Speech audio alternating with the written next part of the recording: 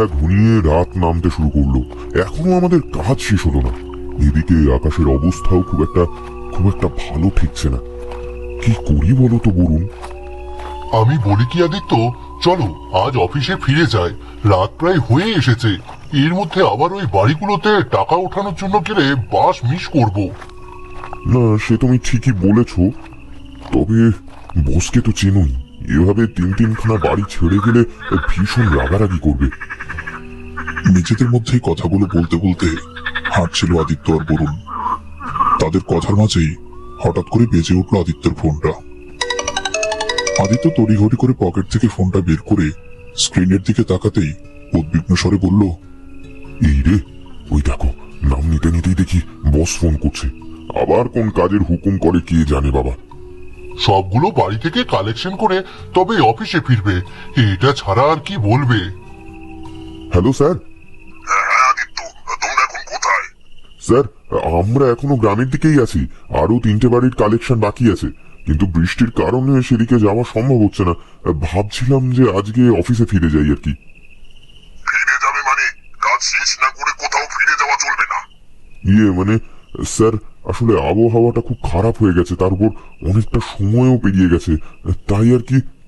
আমি কোনো অজুহাত শুনতে চাই না আদিত্য, তোমাদের আজকের কালেকশন আজকে শেষ করতে হবে। কিন্তু স্যার, বেশি রাত হলে তো বাসও হয়তো আর পাবো না। সেটা তোমাদের ব্যাপার। অফিস তোমাদের কাজের জন্য বেতন দেয়, অজুহাত শোনার জন্য নয়। বাকি 3টা বাড়ি থেকে টাকা তুলে তারপর অফিসে ফিরবে। জি স্যার। কথাটা বলেই অপর প্রান্ত থেকে কোনো উত্তরের তোয়াক্কা না করেই কলটা কেটে দিল আদিত্যের বস নিশিকান্ত। এদিকে বসের কথাগুলো শুনে রাগ আর একরাশ বিরক্তি নিয়ে ফোনটা আবারও পকেটে রেখে দিল আদিত্য। যা ভেবেছিলাম ঠিক তাই হলো। বুঝলে তো বলুন, এরা আমাদের মানুষ না, কেবলমাত্র একজন কর্মচারী ভাবে। এমন কিছু যে হবে সেটা বসের কল দেওয়া দেখে বুঝতে পারছিলাম। এখন কি করা যায় সেটা বলো। অন্যের কাজ যখন করি তখন কি আর করা, আগে কোথাও দাঁড়িয়ে বৃষ্টি থেকে বাঁচি। হ্যাঁ হ্যাঁ, তাই চলো, এছাড়া তো আর কিছু করারও নেই। আদিত্য আর বরুণ একটি এনজিওতে চাকরি করে। তারা দুজন অফিস থেকে প্রায় 1.5 ঘন্টার পথ পেরিয়ে এই গ্রামে এসেছে ঋণের কিস্তি সংগ্রহ করতে। সারাদিন কাজ করার পরও 3টে বাড়ি কালেকশন করা বাকি রয়ে গেছে তাদের, যেগুলো সম্পন্ন না করা পর্যন্ত কিছুতেই ফিরে যেতে পারছে না তারা। তার উপর কঠিন বাধা হয়ে দাঁড়িয়েছে বজ্রপাতার বৃষ্টি। বলতে বলতে গুড়ি গুড়ি বৃষ্টি আর হালকা বাতাস বইতে শুরু করলো চারপাশে। দ্রুত গতিতে হাঁটতে হাঁটতে হঠাৎ করে রাস্তার পাশে ঝোপের দিকে তাকাতেই আচমকা ভয়ে আটকে উঠল বরুণ। এই আদিত্য, দাঁড়াও দাঁড়াও, ওই ঝোপটার দিকে দেখো তো, ওখানটায় কিছু একটা নড়ছে বলে মনে হচ্ছে না? কোথায়? কই? আমি তো কিছু দেখতে পাচ্ছি না। এই তো একটু আগেও নড়লো, মনে হলো যেন কেউ ঝোপের আড়ালে দাঁড়িয়ে আছে। ধুর, এসব কিছুই না, অন্ধকারের মাঝে হয়তো তুমি ভুল কিছু দেখেছো। না না, এটা কোনোভাবেই ভুল না, আমি স্পষ্ট দেখেছি ওখানটায় কিছু একটা নাড়াচাড়া করছে। ঠিক তখনই ঝোপের আড়াল থেকে বেরিয়ে দ্রুত গতিতে রাস্তার এক পাশ থেকে অন্য পাশে চলে গেল একটা কালো ছায়া, যা দেখা মাত্রই ভয়ে ধরাস করে উঠল আদিত্যের বুকের ভেতরটা। ও, ও, ওরে বাবারে, ওরে বাবারে, ঝোপের আড়াল থেকে এটা কি বেরিয়ে এলো? এই তো, এই তো, দেখলে দেখলে, আমি বলেছিলাম না ওখানে কিছু একটা ছিল। এই জায়গাটা মনে হচ্ছে খুব একটা ভালো না। আরো দ্রুত গতিতে হাঁটতে শুরু করো বলুন, যত দ্রুত সম্ভব আমাদের এই জায়গা থেকে পেরিয়ে যেতে হবে। এখন কি করবে আদিত্য? বৃষ্টি তো আরো বাড়ছে। ওই সামনে একটা চায়ের দোকান দেখা যাচ্ছে, চলো ওখানে গিয়ে একটু দাঁড়াই, বৃষ্টি কমলে তারপর সিদ্ধান্ত নেব। নরেশের ছোট্ট চায়ের দোকানে খদ্দের আসুক আর নাই আসুক, একজন মানুষের উপস্থিতি কখনোই মিস হয় না। সে হলো বিনোদ। হাড় চিরচিরে শুকনো শরীরটা নিয়ে প্রতিদিনের মতো সেও বসে আছে দোকানের সামনের পুরনো কাঠের বেঞ্চিটাতে। ঘন্টার পর ঘন্টা একই জায়গায় এইভাবেই বসে থাকে সে, যেন পৃথিবীর কোনো কিছুতেই তার কোনো আগ্রহ নেই। এই এক বৃষ্টি শুরু হলে আর থামতেই যায় না। সন্ধ্যার পর যেও একটু খদ্দের আসতো, এই বৃষ্টির জন্য সেটা বন্ধ। এখন মনে হচ্ছে পেটে খিল দিয়েই বসে থাকতে হবে। এদিকে নরেশ নিজের কাজ করতে করতেই একের পর এক কথা বলে যায়, কিন্তু বিনোদের মুখে যেন সেসব কথার কোনো উত্তর নেই। সে শুধু শূন্য দৃষ্টিতে সামনের অন্ধকারের দিকে তাকিয়ে থাকে, যেন তার মন পড়ে আছে অন্য কোনো জগতে। এই তোর এক স্বভাব, বুঝলে গো বিনোদদা। রোজ দোকানে এসে বসে থাকবে ঠিকই, কিন্তু আমার সাথে দুটো কথা পর্যন্ত বলবে না।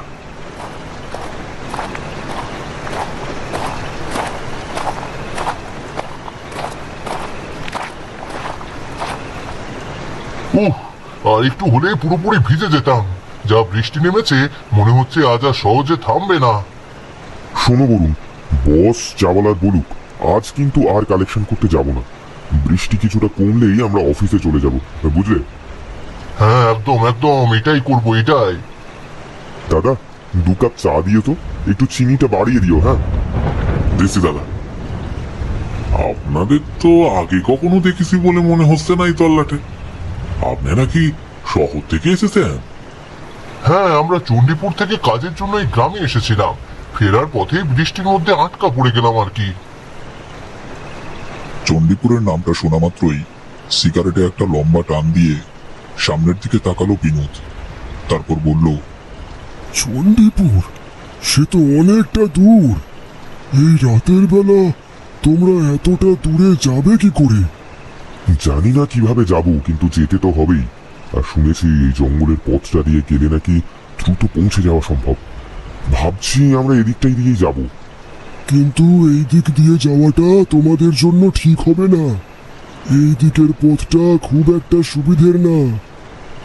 বিনোদের কথাগুলো শুনেই কেমন যেন খচখচ করতে লাগলো আদিত্য আর বরুণের মনের মধ্যে। লোকটাকে কেমন যেন অদ্ভুত লাগছে না? শুধু কি লোকটাকে অদ্ভুত লাগছে, তার সাথে সাথে যে কথাগুলো কেমন অদ্ভুত, দেখলে না? যাক, বাদ দাও এসব কথা। এই দেখো, বৃষ্টি থেমে গিয়েছে। চলো যাওয়া যাক। দাদাবাবু, আপনারা চা না খেয়েই চলে যাচ্ছেন যে? আসলে দাদা, আপনি তো বুঝতেই পারছেন যে আমাদের অনেকটা পথ যেতে হবে। এদিকে বৃষ্টি পড়াও থেমে গিয়েছে। আপনি চাইলে আমরা চায়ের দামটা দিয়ে দিতে পারি এখনই। না দাদাবাবু, তার আর দরকার পড়বে না, আপনারা আসুন। নরেশের সাথে কথা শেষ করে সেখানে আর এক মুহূর্ত দাঁড়িয়ে না থেকে দোকানের ভেতর থেকে বেরিয়ে এলো আদিত্য আর বরুণ। তারা দোকান থেকে বেরোতেই পেছন থেকে গম্ভীর স্বরে কথা বলে উঠল বিনোদ। আমি আবারও বলছি, এদিক দিয়ে যেও না। এই পথটা খুব একটা ভালো নয়। বিপদে পড়লে কিন্তু কেউ তোমাদের রক্ষা করতে আসবে না।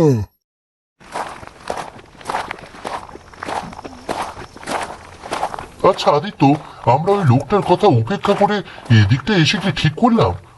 উনি এই গ্রামের স্থানীয়, ভুল কিছু বলবেন না নিশ্চয়ই। আরে বরুণ, তুমি এভাবে ভয় পাচ্ছ কেন বলো তো? পুরুষ মানুষের এত ভয় পেলে কি চলে? এসব কথা মাথা থেকে ঝেড়ে ফেলে দ্রুত গতিতে হাঁটো দেখি। তুমি যত এসব বলো না কেন, আমার কিন্তু বিষয়টা এতটাও সহজ মনে হচ্ছে না। আরে বলছি তো, এসব বাদ দাও। ওই দেখো, সামনে একটা টিমটিমে আলো দেখা যাচ্ছে না? ওখানটায় কেউ আছে বলে মনে হচ্ছে। চলো ওই দিকেই যাই।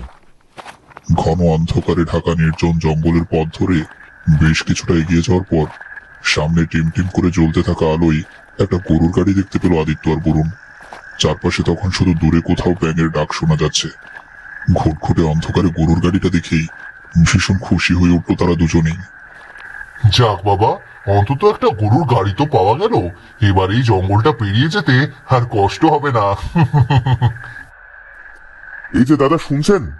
বলছিলাম যে আমাদের একটু জঙ্গলটা পার করে দেবেন।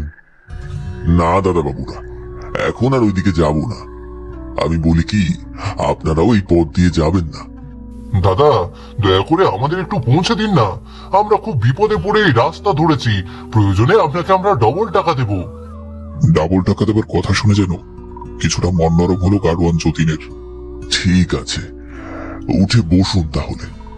তবে মনে রাখবেন, আমাকে কিন্তু অবশ্যই ডবল টাকা দিতে হবে। হ্যাঁ হ্যাঁ, দেবো বললাম তো। আপনার এইসব নিয়ে একদম চিন্তা করতে হবে না। গরুর গাড়িতে উঠে বসতেই যেন কিছুটা স্বস্তি পেল আদিত্য আর বরুণ।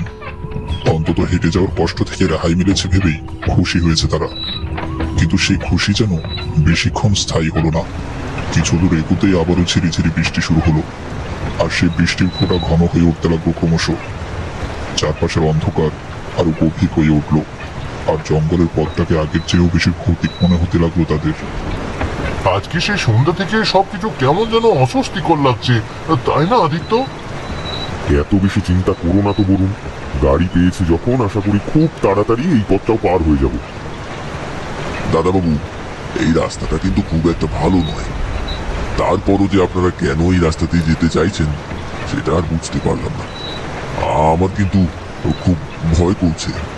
তোমাকে এত কিছু বুঝতে হবে না, তুমি বরং আরো দ্রুত গাড়ি চালাও। এত ভয়ের কিছু নেই, বুঝলে? আমরা তো আছি নাকি?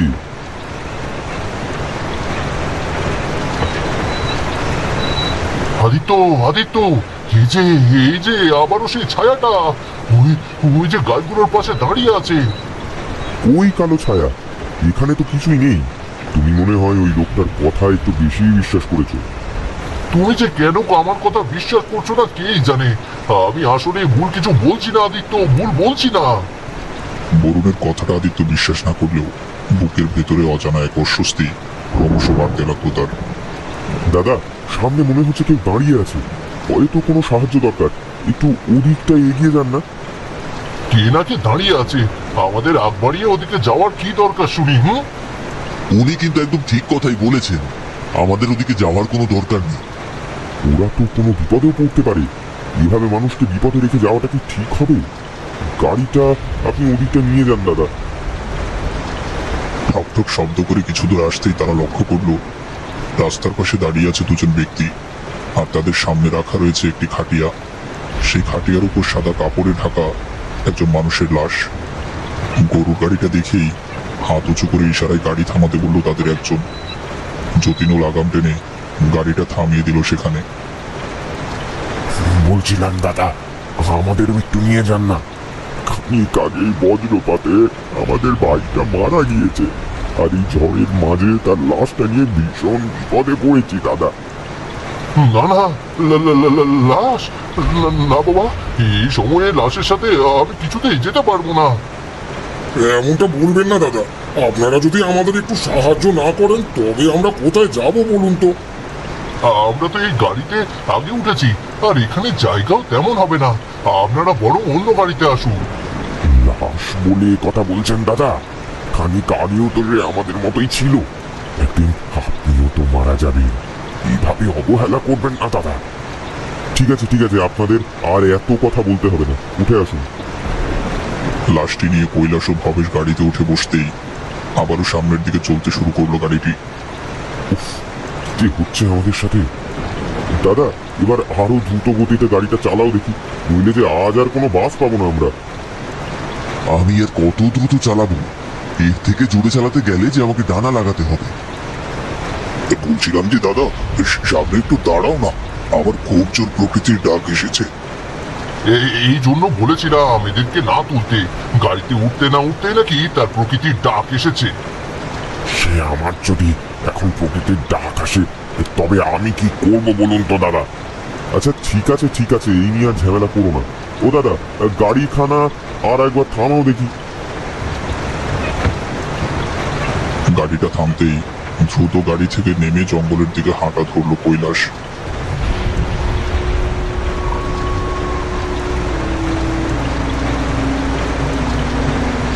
জঙ্গলে যাওয়ার প্রায় মিনিট 10 পেরিয়ে গেলেও কৈলাস ফিরে আসছে না দেখে ভীষণ বিচলিত হয়ে উঠল বাকিরা। কি ও দাদা, সেই যে গেল আর তো ফিরে আসছে না। বলি, প্রকৃতির ডাক শেষ করতে কি এত সময় লাগে নাকি? আমিও তো এটাই ভাবছি গো দাদা। ঠিক আছে, আমি ওদিকটায় গিয়ে দেখে আসছি। না থাক, আপনি বরং আপনার লাশ নিয়ে বসে থাকুন, আমি দেখে আসছি।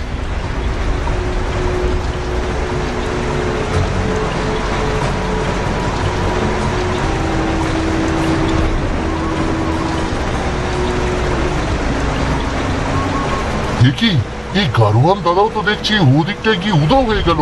এতটা সময় হয়ে গেল, তাদের কেউ তো আর আসছে না দেখি। আমিও সেটাই ভাবছি। এদের কি হলো কিছুই তো বুঝতে পারছি না।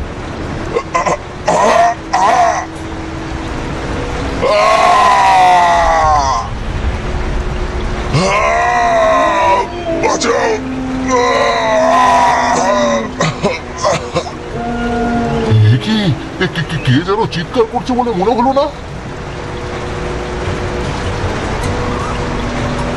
আরে দাদা, আপনি একা এলেন যে? কেন দাদা, আমার সাথে কি অন্য কারোর আসার কথা ছিল নাকি? মস্করা করছেন কেন? এই তো খানিক আগে আপনাকে খুঁজতে গাড়োয়ান দাদা ওদিকটাই গেল। তবে তবে আপনি একা এলেন যে? গাড়োয়ান দাদা আমাকে খুঁজতে গিয়েছে, কিন্তু তার সাথে তো আমার দেখাই হয়নি। বলেন কি? গাড়োয়ান দাদা তবে কোথায় গেল? আর ওই দাদা না এলে আমাদেরকে নিয়েই বা যাবে কে? আমি বলছি কি কৈলাস, এভাবে ওনার জন্য অপেক্ষা না করে চল আমরা হাঁটতে শুরু করি। আবার আমাদের তো অনেকটা পথ যেতে হবে। হ্যাঁ, একদম ঠিক বলেছিস, তাই চল। এরপর আর এক মুহূর্ত সেখানে দাঁড়িয়ে না থেকে ভবেশের কথা মতো লাশের খাটিয়াটা আবারও কাঁধে নিয়ে সামনের দিকে হাঁটতে শুরু করলো ভবেশ ও কৈলাস। আর গাড়ির সামনে অসহায় মুখে দাঁড়িয়ে রইল আদিত্য আর বরুণ। ওরা তো তবুও হেঁটে চলে গেল, এখন আমরা কি করব বলো তো আদিত্য? আমরা তো এদিকে পথঘাটটাও কিছু চিনি না। আমি বলি কি বরুণ, অযথা এখানে দাঁড়িয়ে না থেকে চলো ওদের পিছু করতে শুরু করি আমরা। হ্যাঁ হ্যাঁ, তাই চলো তাই চলো। আর কোনো উপায়ন্তর না দেখে কৈলাস আর ভবেশের পেছন পেছন হাঁটতে শুরু করলো আদিত্য আর বরুণ। চারপাশে তখন ঘুটঘুটে অন্ধকার, বৃষ্টিটাও আবার ঝিরিঝিরি করে পড়তে শুরু করেছে। ভেজা মাটির উপর পা ফেলতে ফেলতে তারা এগিয়ে চলেছে জঙ্গলের ভেতরের রাস্তা ধরে। কিন্তু যতই সামনে এগোচ্ছে ততই যেন বুকের ভেতরে অজানা এক আতঙ্ক চেপে বসছে তাদের। আমার কেন জানি কিছুই ভালো লাগছে না আদিত্য। বারবারই মনে হচ্ছে সামনে আমাদের জন্য আরো বড় কোনো বিপদ আসতে চলেছে। আমারও কিছু ভালো লাগছে না, কিন্তু এখন আর পেছনে ফিরে গিয়েও তো কোনো লাভ নেই, তাই সামনের দিকে এগোতে হবে। আদিত্য দাঁড়াও দাঁড়াও, এই দেখো এখানে কি একটা যেন পড়ে আছে। হায় ভগবান, এটা এটা তো গাড়োয়ান দাদা। হ্যাঁ তাই তো, কিন্তু তার এমন অবস্থা হলো কি করে? একটু আগেও তো লোকটা ওই জঙ্গলের ভেতরে গেল। না না না, এটা কিছুতেই হতে পারে না, কিছুতেই না। তোমরা এখন আর এখানে দাঁড়িয়ে থেকো না, আসো আমাদের সাথে আসো। যতীনের রক্তাক্ত দেহটা দেখার পর যেন তাদের শরীরের প্রতিটা রন্ধে রন্ধে ঢুকে পড়েছে ভয়। মাথার ভেতরে হাজারটা প্রশ্ন ঘুরপাক খেলেও উত্তর খোঁজার আর সাহস ছিল না তাদের। তাই আর কোনো কথা না বলে কৈলাস আর ভবেশের পেছন পেছন হাঁটতে শুরু করলো আদিত্য আর বরুণ। আদিত্য, আমার কিন্তু সত্যি সত্যি কিছু ভালো লাগছে না। এসব না ভেবে চুপ করে হাঁটো তো, এখান থেকে আগে বের হই, তারপর যা হয় দেখা যাবে।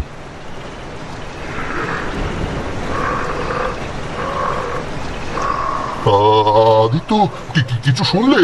কেমন একটা ভয়ঙ্কর শব্দ হচ্ছে না? হ্যাঁ, কিন্তু এটা কোথা থেকে আসছে বলো তো?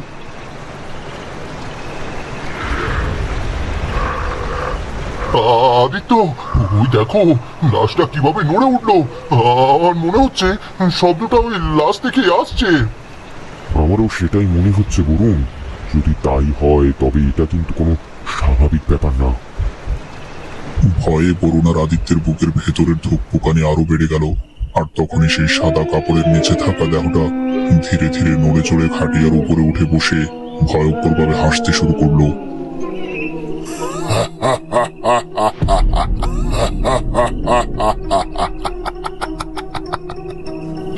কি লাশটা এভাবে উঠে বসে হাসছে কেন? আমিও তো কিছুই বুঝতে পারছি না। এখন তো মনে হচ্ছে ওই লোকটার কথা না শুনে ভীষণ ভুল করেছি। কোনো কিছু বুঝে ওঠার আগেই মুহূর্তের মধ্যে বরুণের ঘাড় চেপে ধরলো দিবাকরের বিকৃত দেহটি। তার বরফ শীতল হাত দুটো শক্ত করে জড়িয়ে ধরলো বরুণের গলা। ভয়ে বরুণের মুখ সাদা হয়ে গেল মুহূর্তেই। মনে হতে লাগলো বুকের ভেতর থেকে যেন প্রাণটা বেরিয়ে যাবে এক্ষুনি। বাঁচাও বাঁচাও আদিত্য, আমাকে বাঁচাও। কি এসব কি হচ্ছে? ও ও দাদা, তুমি তো বললে এটা তোমার ভাইয়ের লাশ, তাহলে এই লাশটা এমন করছে কেন?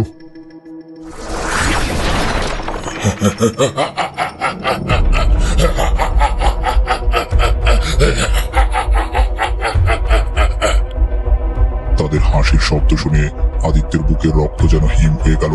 কারণ সেই হাসি কোনো মানুষের হাসি নয়, যেন কোনো অশুভ অস্তিত্বের বিকট উল্লাস। তোমরা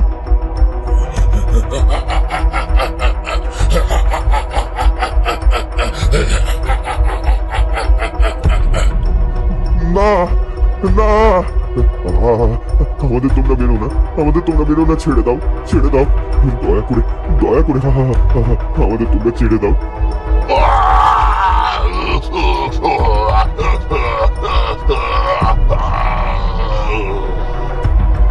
না বরুণ, না না, কাছে এসো না, দয়া করে আমাকে বেরো না। আর তোর রক্ষা নেই, পূর্বের মতো তোকেও শেষ করে দেব।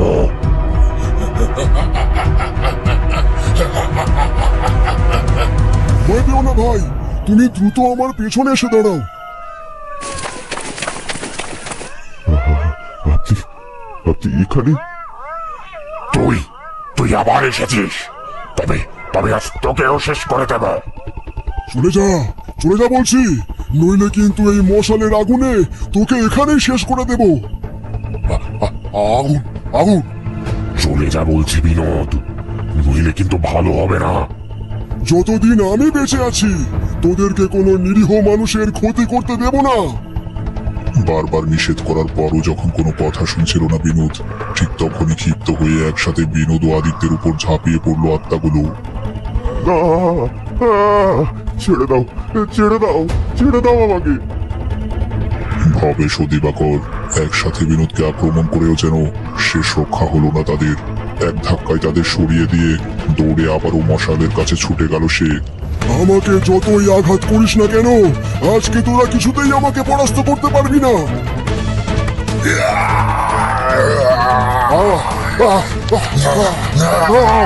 না, আর দাঁড়িয়ে থেকো না ভাই, দৌড়াও দৌড়াও, সামনের দিকে দৌড়াও। বিনোদের কথা মতো আর এক মুহূর্ত সেখানে দাঁড়িয়ে না থেকে প্রাণপণ চেষ্টা করে সামনের দিকে দৌড়তে শুরু করলো আদিত্য। তার পেছন পেছন ছুটতে লাগলো বিনোদও। আর তাদের পেছন থেকে ভেসে আসতে লাগলো সে আত্মাগুলোর ভয়ঙ্কর চিৎকার। সেই চিৎকারকে উপেক্ষা করেই দৌড়তে দৌড়তে জঙ্গলের বাইরে চলে গেল তারা দুজন।